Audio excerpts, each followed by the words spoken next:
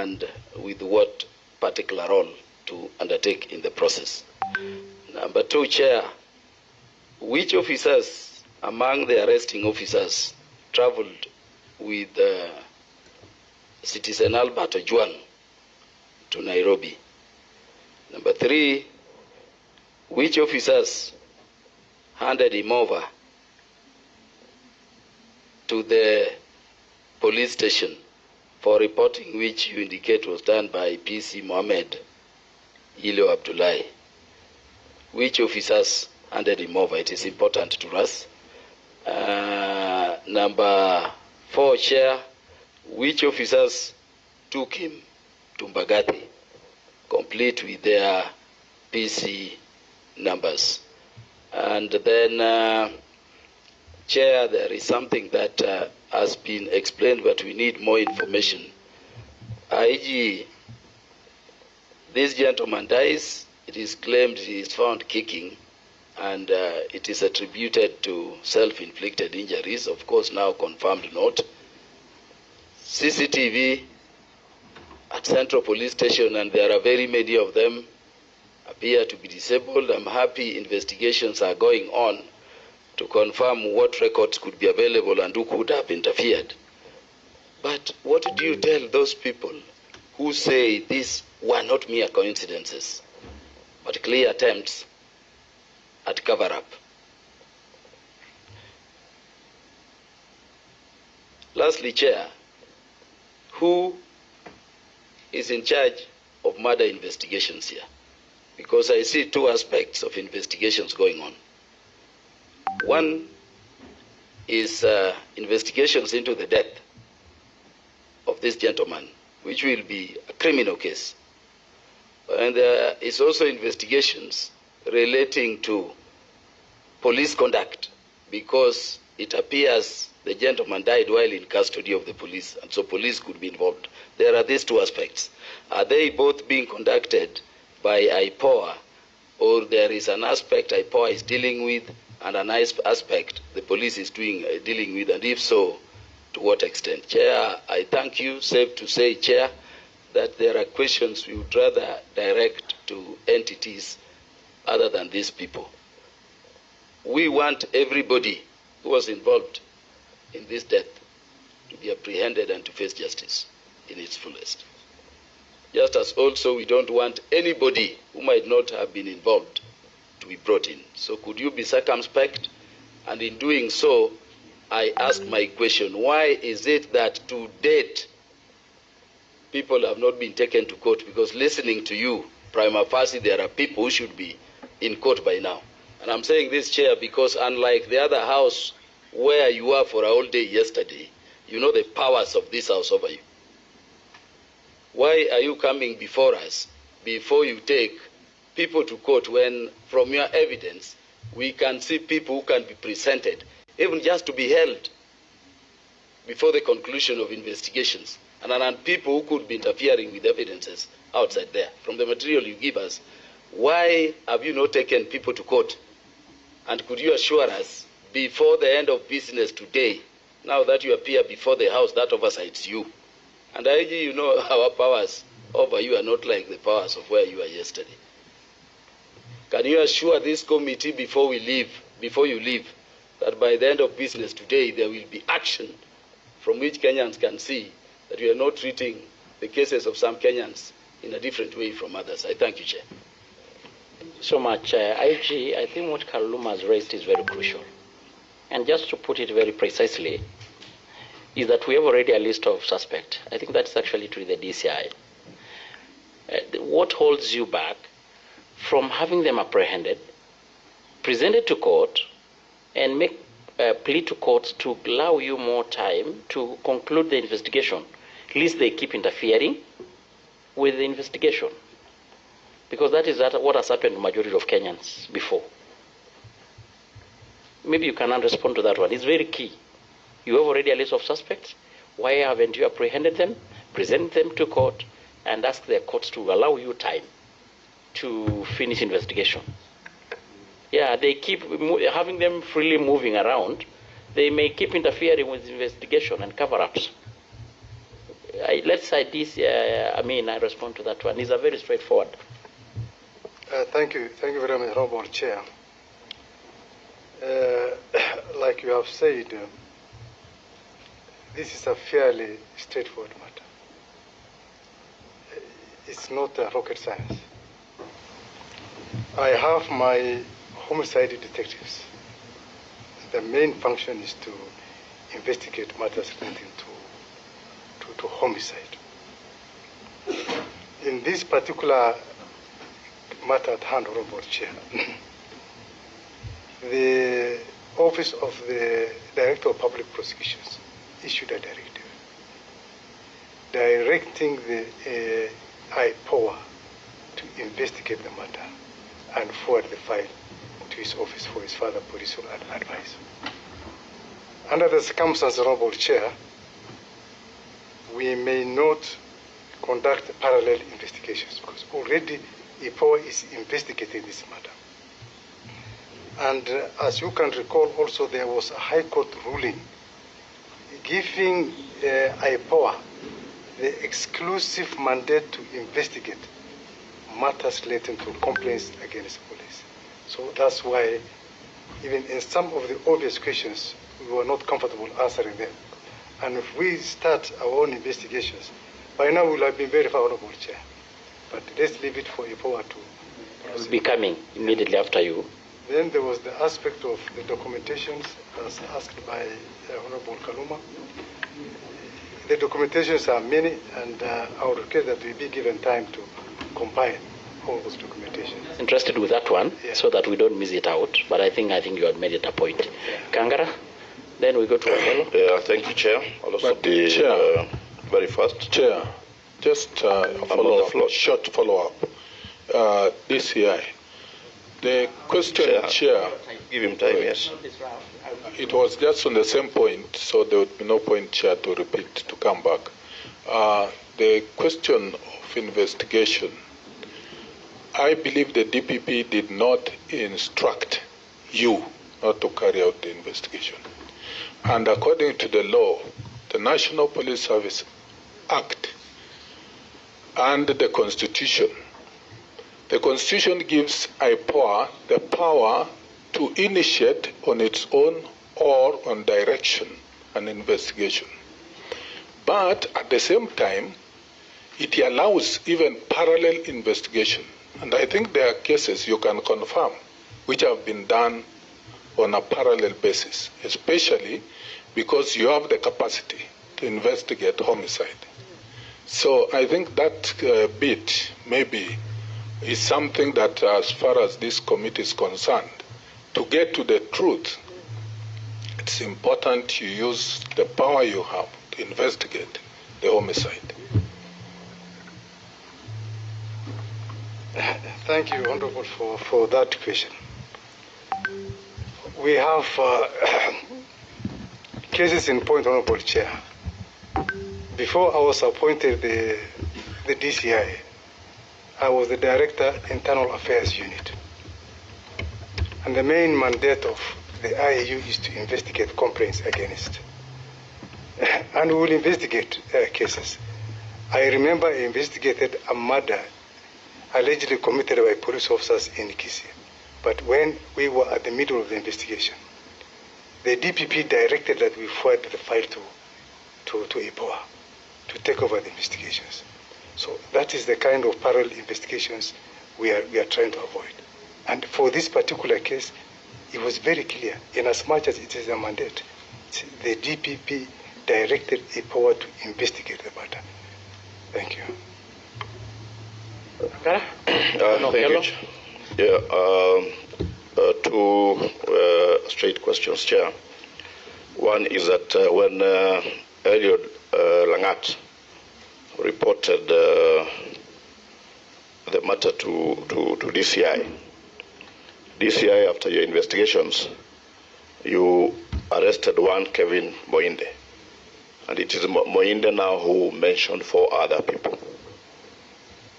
Can you tell us why you decided, out of the 4 people who were arrested by Moinde, to arrest Albert Ojwang and not the other 3? can you also tell us at what stage Kevin Moinde was released from custody? The other one, I think probably Masara was talking about the same. This matter was reported on 4th. A team was formed on the same day. You went and got a statement from Eliud the same day. You wrote to CAK the same day. They replied the same day, and the following day you're already in Kisii to do the arrest. Yes, can you tell us why? And that's why I think Masara was asking about the timing, because the events and the following being done in the same day is definitely questionable. The last one is that from the report by the IG, OB number 09/08/06/2025 at 1:39 hours is the OB that released Albert from the police to be taken to Magadi at 1:39 hours. The same OB, according to DCI, is the OB that reported at 1:35 that Ojwang was kicking walls. But the same OB number, from what you have told us. I'm sure it's in the Hansard. 09/08/06/2025 at 1:35, he was kicking walls in the cells. The same OB in the report that you have given us, 09/08/06/2025 at 1:39, is what released him from the police cells. Can you get a clarification, probably, Chair? And also, because DCI was reading verbatim from the electronic OB, can you also get the OB that now released him from the police cell to be taken to Magadi? Thank you, Chair. I thank you very much, Chair. I am acting on behalf of the complainant, who is the Member of Parliament representing the deceased. And it is coming at a time when, firstly, is to mention that this death has really attracted the wrath of the entire nation. Coming at a time when the IG himself, in the course of his vetting, undertook to uphold the highest integrity within the police service. And you are actually blunt enough to say that there will be no more abductions and no more wanton killings. When IG, either your office or your officers have already walked back on this promise that you made to the country. Is somebody sabotaging your work, or it is the directive and part of your modus operandi within the police service, or you are taking us back to the police force which the new constitution ran away from? And I've got a few questions. At whose behest was the murder committed? Who was going to benefit from the death of this young person? Because the evidence indicated so far is that it is the police that perhaps committed the murder, or it was done within the precincts of the police station. So who was going to benefit out of the death of such an innocent young person? The other question, because I'm acting on behalf of the complainant, we would want to know what action has been taken so far, apart from interdicting police officers who are actually out there doing whatever they can to either subvert justice or to come up with artificial barricades to prevent IPOA from conducting an impartial, comprehensive investigation. Let me not turn tribal, but we all live in this country. What is the nexus between a Mr. Sigei, a Mr. Korir, a Mr. Talam, and the name that keeps on coming up at the DIG, Mr. Talam? What do they share in common? That all these names are all involved into this issue around the death of Albert. Oh, Langat, the DIG. So I want to know what they share in common. And the autopsy has also revealed what killed the young man. contrary to the assertion of the police that he committed suicide. If the police is as white as they would want us to believe, why lie? At the very least, when this matter came up, has the police unit visited the family to commiserate with them and to assure them of an impartial probe over this matter? Or because he's just a 20-something-year-old boy whose father does not attract any national acclaim, it can be let to pass?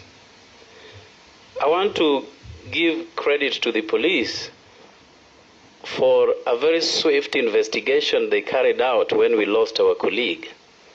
And in the next 1 day or 2 days, somebody was appearing before the court of law on this matter. Perhaps because he's just a small person. This is the 5th day without any action. The 5th day. And the suspects are known. Their names have been shared publicly. So why? Why the silence at such a critical moment? And again, the CCTV footage, we are told, was deleted, particularly on the times that are under probe. Why would the police delete a CCTV footage if they have no role to play in the death? Why? Those are the questions I'd wanted to ask on behalf of the complainant. I think it's very crucial questions. And lastly, because members, we have to finish so that we can allow the rest.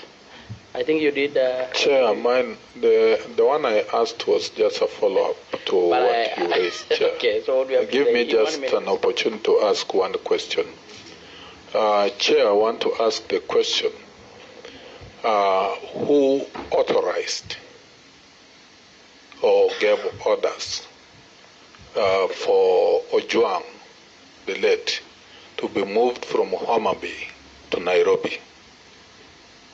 It's a crucial question if we can clarify. I just want to ask. But I think it's not really, the question should have been, why move him to Nairobi? I think we have our police stations all over the country. Wasn't it enough DIG or DCI to have the suspect, Ojwang or any other, being interrogated in Homa Bay? Wasn't it enough? I think that is... Chair, the question I asked is who authorized?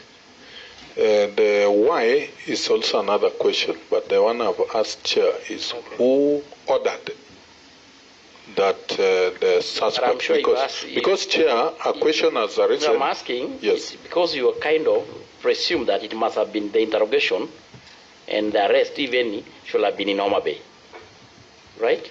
I agree with you, Chair. The framing may be different. Thank you, Chair. Your point is, you made your point. Vice Chair? Those ones, we should be winding up and try to capture every member's question.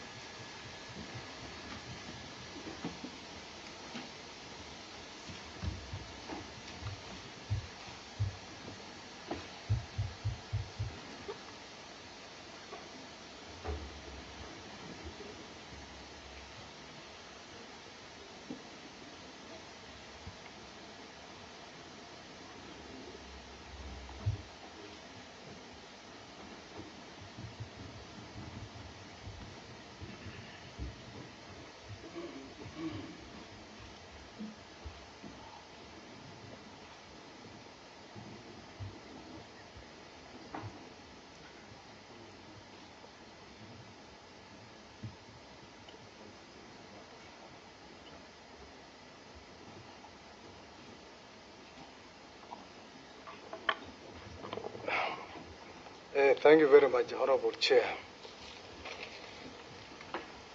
The issue